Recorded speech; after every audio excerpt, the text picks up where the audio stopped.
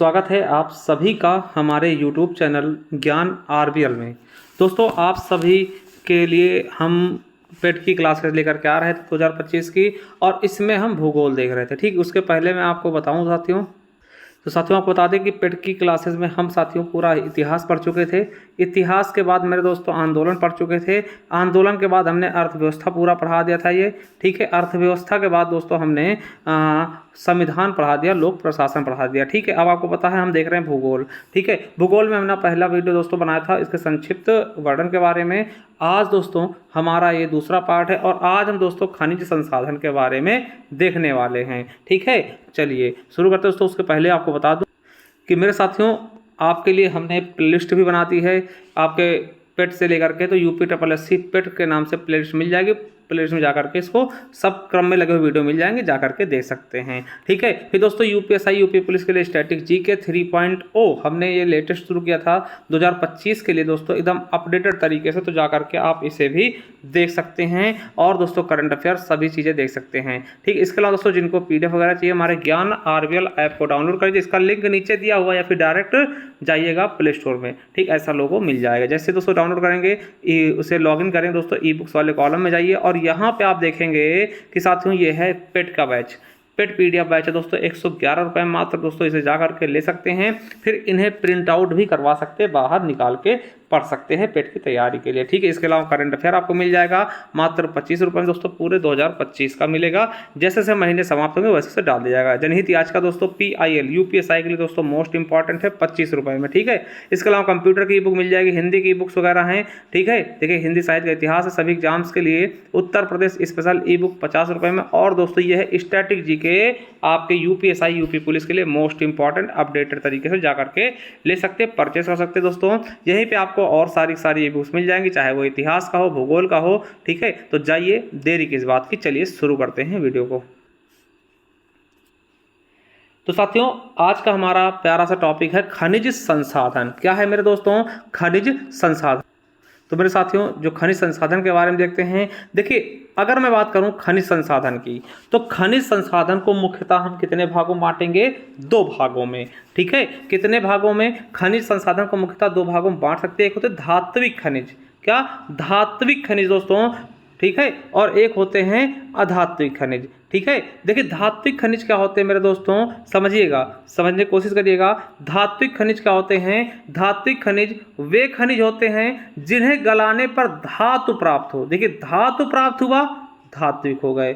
ठीक है, जिन्हें गलाने पर, यानी कि आप देखेंगे कि प्योर तरीके से नहीं पाते, इनको गलाया जाएगा, फिर इनमें से धातु निकाला जाएगा। ठीक है, जैसे लोहा डायरेक्ट थोड़ी मिलता, लौह अयस्क मिलते हैं, उनको गला करके उनसे अंश कुछ होते हैं, उनको लोहा बनाते हैं। ठीक है, तो धात्विक खनिज क्या होते हैं समझिएगा कि धात्विक खनिज वे खनिज होते हैं जिन्हें गलाने से धातु प्राप्त होता है, धात्विक खनिज कहलाते हैं। जैसे लोहा, बॉक्साइट, टिन, मैग्नीज, तांबा। ठीक है, और ये प्रायः किस चट्टान से मिलते हैं? तो आग्नेय चट्टानों से प्राप्त होते हैं आपके धात्विक खनिज। और धात्विक खनिज को भी हम मेरे दोस्तों कितने भागों में बांट सकते हैं? 2 भागों में।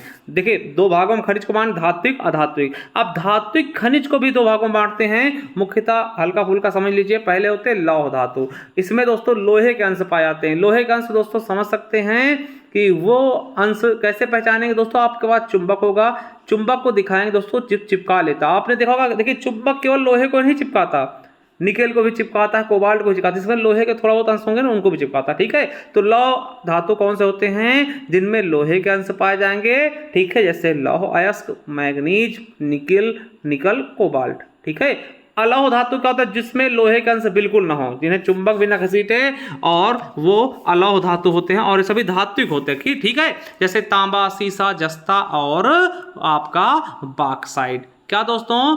तांबा, सीसा, जस्ता और बॉक्साइट। वही दोस्तों देखिए अधात्विक खनिज की बात कर लें तो अधात्विक खनिज वे खनिज होते हैं जिनसे धातु प्राप्त नहीं होता। जैसे दोस्तों चूना पत्थर कोई धातु नहीं है, डोलोमाइट दोस्तों कोई धातु नहीं, फास्फेट, संगमरमर दोस्तों, अभ्रक, पोटास, ये क्या है? ये धातु नहीं होते। ठीक, आपसे देखिए ऑप्शन देगा कि निम्नलिखित में से कौन सा अधात्विक खनिज है? तो दोस्तों ये भी याद रख लेंगे, यहाँ से भी क्वेश्चन पूछे जा सकते हैं। और ये जो अधात्विक खनिज हैं ये परतदार चट्टानों से मिलते हैं। धात्विक किससे मिलते हैं? आग्नेय चट्टानों से, और ये परतदार चट्टानों से। तो चलिए दोस्तों कुछ हम खनिजों के बारे में देखते हैं, जैसे लौह अयस्क। क्या दोस्तों?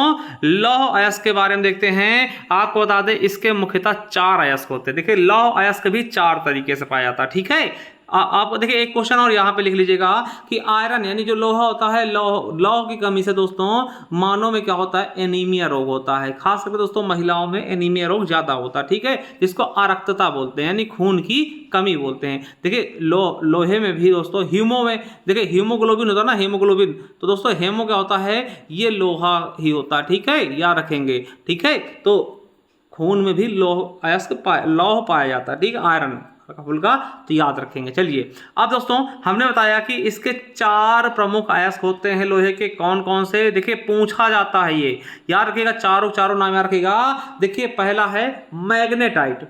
इसमें दोस्तों 72% लोहांश पाया था, सबसे अच्छा होता दोस्तों। आपसे पूछेगा लौह अयस्क सबसे अच्छा कौन सा होता है? मैग्नेटाइट, जिसमें दोस्तों 72% लोहे के अंश पाए जाते हैं, ठीक है, और यह सबसे अच्छा लोहा होता है। देखिए सबसे ज्यादा जिसमें लौह अयस्क होगा वही क्या होगा? सबसे अच्छा लोहा होगा, ठीक है। तो मैग्नेटाइट लौह अयस्क का सबसे अच्छा है, ठीक है। इसका रंग काला होता है और इसलिए इसको काला अयस्क भी कहते हैं, ठीक है। फिर इससे थोड़ा अच्छा, फिर मतलब इससे थोड़ा कम अच्छा हेमेटाइट होगा। क्या होगा? हेमेटाइट होगा। इसमें 60 से 70% लोहांश होते हैं, लोहा के अंश होते हैं, और भारत में सर्वाधिक उत्पादन इसी का होता है, ठीक है। आपसे पूछेगा निम्नलिखित में से कौन सा लौह अयस्क सबसे अच्छा होता? तो मैग्नेटाइट। और कौन सा लौह अयस्क भारत में सर्वाधिक उत्पादित होता? तो हेमेटाइट, ठीक है। तो समझिएगा हेमेटाइट में 60 से 70% लोहांश पाया जाता है और भारत में इसका सर्वाधिक उत्पादन होता है। इसका रंग लाल और या फिर गेरुआ होता है, याद रखेंगे, ठीक है।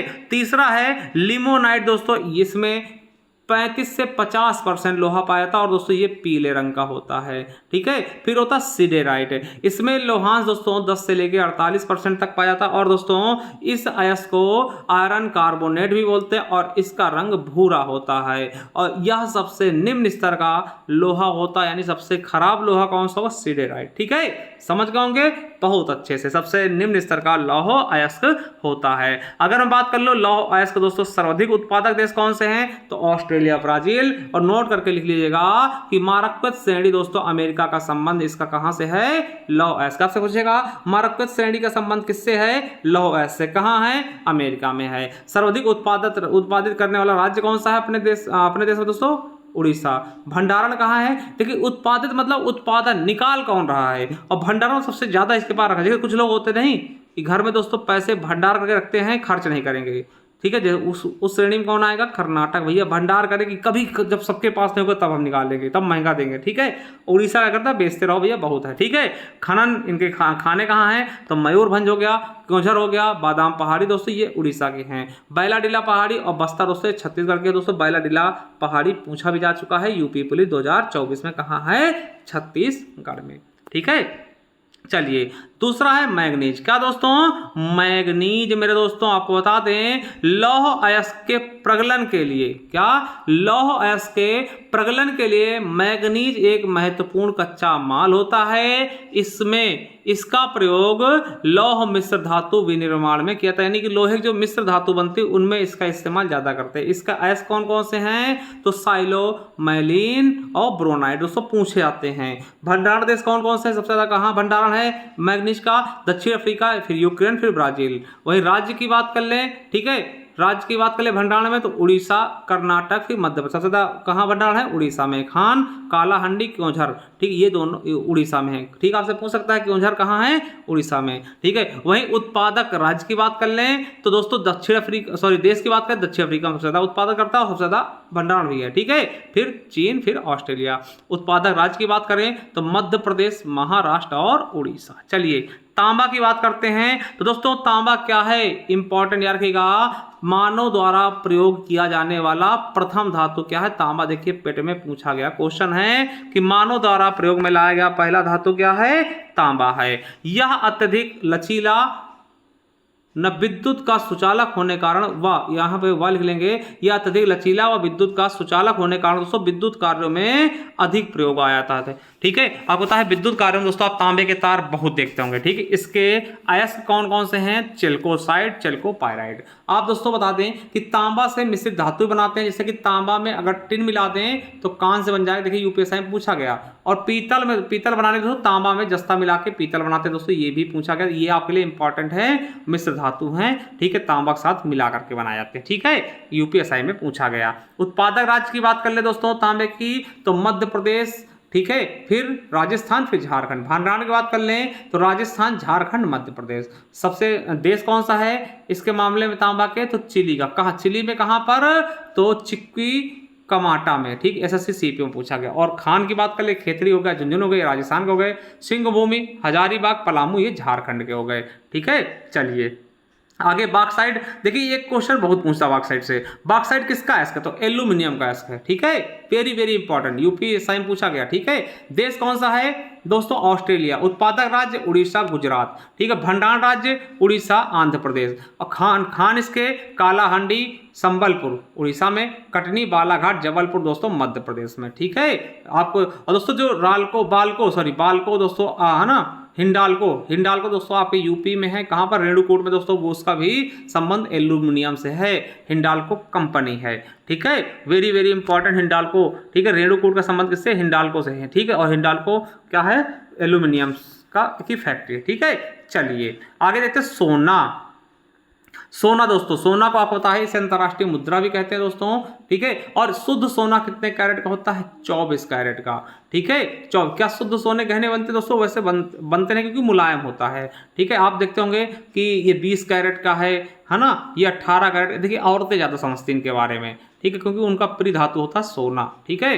भैया आभूषण बनते हैं तो उनको आप पूछ लीजिए कि सोने की शुद्धता कितनी है, तो बता देंगी भैया 22 कैरेट की है, ठीक है, 24 कैरेट का है। 24 कैरेट का तो होता नहीं, 24 कैरेट के बिस्किट होते हैं, ठीक है। जो आभूषण बनेगा 24 कैरेट का नहीं बनता, ठीक, इसमें मिला करके बनाते हैं, ठीक है, क्योंकि बहुत लचीला धातु होता है, ठीक है, तो याद रखेंगे। तो देश चीन, रूस में। और भारत का बता दें कि कर्नाटक दोस्तों पूरे भारत का लगभग 90% अकेले उत्पादन करता है। आपने केजीएफ मूवी देखी ना, केजीएफ,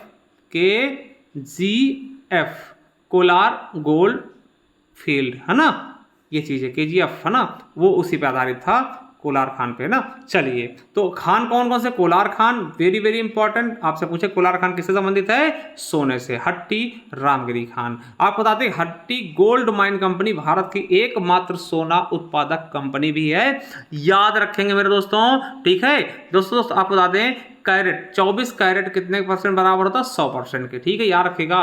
अब इसी में कभी कार पूछ लेगा 22 कैरेट में कितने % होगा, ठीक है, 22 कैरेट में कितने % होगा? 24 कैरेट, है ना, तो इससे आप निकाल लेंगे कि 24 कैरेट बराबर 100% की शुद्धता, ठीक है। चलिए हीरे की बात कर लें तो यह कार्बन का अपरूप है। क्या है? कार्बन का अपरूप है। और बता दें कि यह प्रकृति का सबसे कठोर तत्व होता है।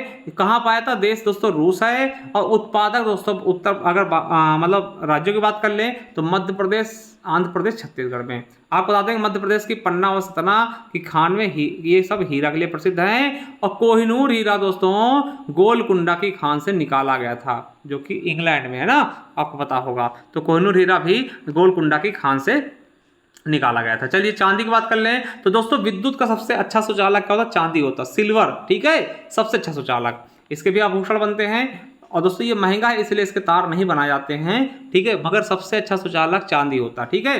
देश मैक्सिको में सबसे ज्यादा, ठीक है। और उत्पादक राज्य की बात करें तो राजस्थान, कर्नाटक। और खान कौन सी? जावर खान, फेमस है चांदी के लिए। चलिए कोयला की बात करें तो कोयला को दोस्तों देखिए यूपीएसआई में पूछा गया था कि बारिड सनशाइन, क्या बारिड सनशाइन या दफन धूप के नाम से किसको जानते हैं? कोयला को। देखिए वेरी वेरी इंपॉर्टेंट नाम है, ठीक है, यूपीएसआई, शायद आपने सुना हो। हाँ, बारिड सनशाइन जिसको हम दफन धूप बोलते हैं, किसको कहते हैं? कोयला को। कोयले की भी 4 किस्में हैं।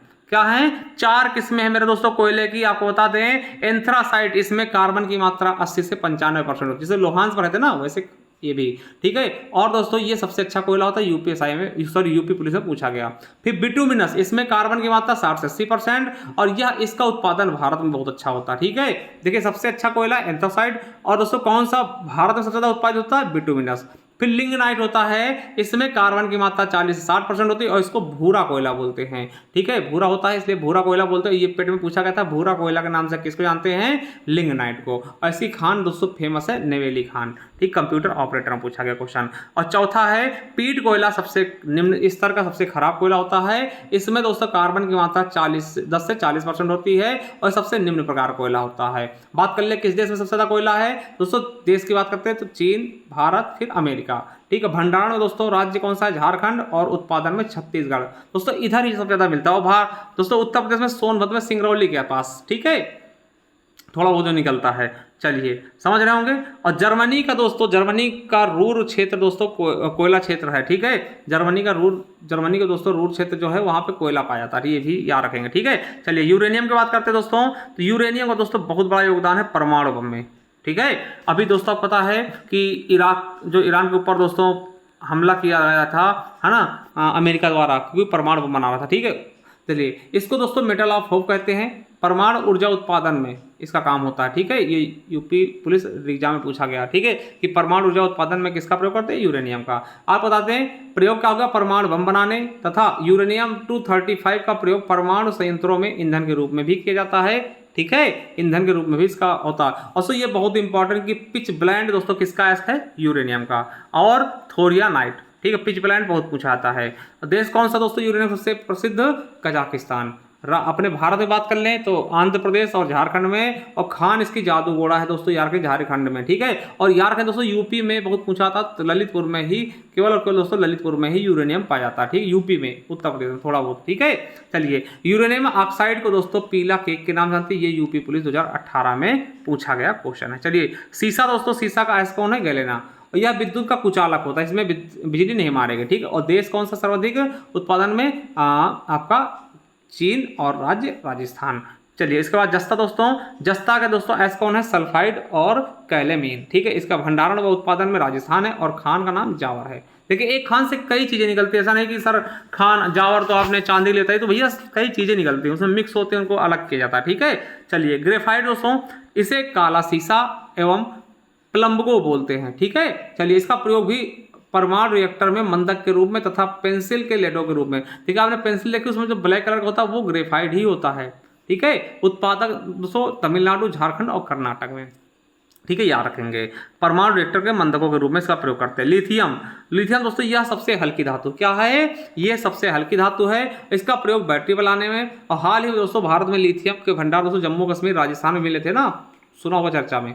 ठीक है, और देश कौन कौन से? ऑस्ट्रेलिया, चिली और अर्जेंटीना। दोस्तों इसकी बैटरी बनती दोस्तों बहुत ही बेहतरीन। ठीक है, चलिए अब कुछ हम दोस्तों इंपॉर्टेंट चीज देख लें कि विश्व में सर्वाधिक प्राकृतिक गैस का भंडार किसके पास है? रूस के पास, रसिया के पास। ठीक है, ये एसएससी सीपी में पूछा गया। अभी तक ज्ञात विश्व का सबसे बड़ा तेल रिजर्व किसके पास है? तो दोस्तों वेनेजुएला के पास। देखिए एसएससी सीपी में पूछा गया। पिट्सबर्ग औद्योगिक क्षेत्र कहाँ है? अमेरिका में। ये एसएससी एमटीएस में पूछा गया। आपको बता दें कि जर्मनी के कुल इस्पात उत्पादन का 80% उसके रूर क्षेत्र से है ना। भारत का रूर प्रदेश किसको बोलते हैं? चलिए एक आपके लिए क्वेश्चन है, भारत का रूर प्रदेश किसको बोलते हैं? कमेंट बॉक्स में कमेंट करिएगा। ठीक है, आरआरबी एनटीपीसी पूछा गया रूर कहाँ है? जर्मनी का है। जैसे जर्मनी में रूर है। ठीक है, यहाँ पर बहुत चीजें पाई जाती हैं। ठीक है, इस्पात का लगभग 80%, वैसे भारत में रूर प्रदेश किसको कहते हैं? काला सोना किसे कहते हैं? पेट्रोलियम को। एसएससी सीजीएल पूछा गया। आयोडीन का अग्रणी उत्पादक कौन है? चिली। ठीक है, किंटा घाटी किससे संबंधित है? मलेशिया में है, जो कि टिन उत्पादन संबंधित है। और पेगुयोमा क्षेत्र दोस्तों म्यांमार में, जो कि खनिज तेल के लिए फेमस है। यूपी पीसीएस में पूछा गया। ठीक है, चलिए इसका मतलब प्राकृतिक संसाधन आपको बता दें, थोड़ा सा यहाँ से भी क्वेश्चन बनते हैं, लेटेस्ट आप बनने लगे। ठीक है, तो प्राकृतिक संसाधन कहते हैं, प्राकृतिक संसाधन वे संसाधन होते हैं जिनका उपयोग मानव जीवन में जरूरतों को पूरा करने के लिए किया था, यानी कि मनुष्य के जीवन के लिए उपयोगी होते हैं और मनुष्य की जरूरतों को पूरा करने के लिए किया जाता है प्रयोग। ठीक है, और ये प्रकृति से क्या, ये प्रकृति में प्राकृतिक रूप से उपलब्ध होते हैं दोस्तों। ये मतलब कि फ्री आपको मिलेंगे प्रकृति में। ठीक है, उनमें उपलब्ध होते हैं। प्राकृतिक संसाधनों को दो तरीकों से बांट सकते हैं, जैसे है ना, जैसे नवीनीकरण संसाधन। क्या? नवीकरणीय संसाधन। वह संसाधन होते हैं जो कभी भी समाप्त नहीं होंगे। मतलब ऐसे संसाधन प्रकृति में मिलते हैं जो कभी समाप्त नहीं। आप कहेंगे कौन सा नहीं समाप्त? जैसे आप कभी देखें सौर ऊर्जा कभी समाप्त होगा नहीं होगा। ठीक है, और इसे गैर परंपरागत ऊर्जा भी कहते हैं और अक्षय ऊर्जा भी कहते हैं। आपसे पूछ सकता है निम्नलिखित में से कौन सा अक्षय ऊर्जा है? अक्षय मतलब जिसका क्षय ना हो, कभी खत्म ना हुए। ठीक है, तो नवीकरणीय संसाधन पूछ ले, अक्षय ऊर्जा पूछ ले या गैर परंपरागत ऊर्जा पूछ ले, वही चीज़ है। और ये प्रदूषण रहित होते हैं। क्या आपने सुना है कि इलेक्ट्रिक गाड़ी चल रही वो प्रदूषण देगी? बिल्कुल नहीं देगी।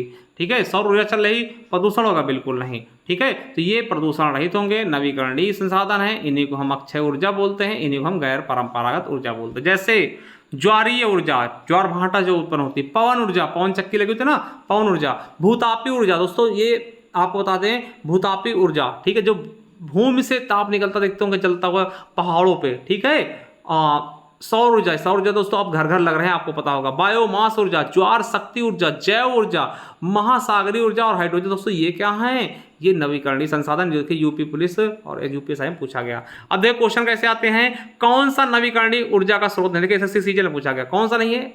समुद्र की लहरें दोस्तों हैं, क्योंकि ये कभी खत्म नहीं होगी। वायु कभी खत्म होगी नहीं, पवन है ना, सौर कभी नहीं, कोयला नहीं, कोयला तो खत्म हो जाएगा। ठीक है, चलिए अब भूतापी ऊर्जा आपको बता दें कि भूमि की उष्मा से प्राप्त ऊर्जा को भूतापी ऊर्जा कहते हैं। आपको बता दें, एक क्वेश्चन पूछा गया, भूतापी ऊर्जा क्या है? भूमि की उष्मा से प्राप्त ऊर्जा भूतापी ऊर्जा, एसएससी एमटीएस में पूछा गया। भूतापी ऊर्जा का सर्वाधिक उपयोग ज्वालामुखी परिदृश्य के कारण आइसलैंड करता। दोस्तों यूपी पुलिस में पूछा गया, यूपी पुलिस एग्जाम में पूछ लिया गया। ठीक है, ये क्वेश्चन और एसएससी सीजीएल में पूछा गया। ठीक है, आपको बता दें कि भूतापी ऊर्जा सबसे कम भूमंडलीय तापमान बढ़ाता है। दोस्तों ये भी याद रखेंगे। और पवन ऊर्जा सबसे बड़ा उत्पादक दोस्तों चीन भी है। ठीक है, ये भी आपके यूपी पुलिस री एग्जाम 2024 में पूछा गया है। चलिए नवीकरणीय देख लिए। अब गैर नवीकरणीय कौन कौन से होते हैं दोस्तों? तो वे संसाधन जो एक निश्चित अवधि तक के बाद दोस्तों समाप्त हो जाएंगे। नहीं, जैसे कोयला आप यूज कर रहे हैं, कभी ना कभी समाप्त हो जाएंगे ना, इनके भंडार सीमित हैं। इन्हें परंपरागत ऊर्जा भी कहते हैं। जैसे खनिज संसाधन, जैसे तेल, पेट्रोल, डीजल, ये सब क्या खत्म हो जाएगा कभी ना कभी ना, पेट्रोलियम खनिज संसाधन खन के निकाले जाते हैं। ठीक है, तो इसलिए दोस्तों इनको गैर नवीकरणीय बोलते हैं। ठीक, परंपरागत ऊर्जा स्रोत बोलते हैं। पेट्रोलियम को हम दोस्तों तरल सोना भी कहते हैं। यूपीएसआई में ये क्वेश्चन पूछा गया। चलिए बहुत अच्छा समझ में होगा दोस्तों। आप सभी से मैं कहूँगा कि ज्ञान आरबीएल ऑफिशियल करके दोस्तों हमारा टेलीग्राम चैनल है, उसे ज्वाइन कर लीजिएगा। ठीक है, चलिए साथियों आप सभी चले जाइए हमारे प्ले लिस्ट पर। ठीक है, और जा करके आपको ये प्ले लिस्ट मिल जाएगी, यूपीएससी पेट के नाम से, जा करके इसको पढ़ सकते हैं बहुत ही शानदार तरीके से। स्ट्रेटेजी के दोस्तों यूपी पुलिस यूपीएसआई लेकर लीजिए, और जिनको चाहिए पीडीएफ वगैरह हमारे ज्ञान आरबीएल ऐप को डाउनलोड कर ले। चलिए थैंक यू, मिलते हैं नेक्स्ट वीडियो में जिसका लिंक नीचे दिया हुआ है। थैंक यू, धन्यवाद।